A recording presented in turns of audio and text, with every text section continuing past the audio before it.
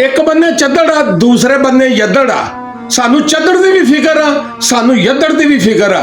चद्दड़ होना ने लम्मा माल खर्च किया वा, यद्दड़ होना ने लम्मा माल खर्च करवाया वा। चद्दड़ होना ने वड्डियां गड्डियां उत्ते हूटे दिते ने, महंगे तरीन प्लाजियां विच शॉपिंगां कराइयां वा, महंगे तरीन होटलों विच खाने खवाए ने, बर्गर खवाए ने, पीजे खवाए ने, जूस पियाए ने। ते यद्दड़ होना ने सारा कुछ रिसीव किया वा। जिथे जिथे ये गए ने सरकार, असीं उन्हां होटल दीयां सीढ़ियां उत्ते चढ़ नहीं सकदे। समझ मैनूं हुण ये नहीं आउंदी भी सानूं इन्हां दोनां दा फिकर काहदा वा।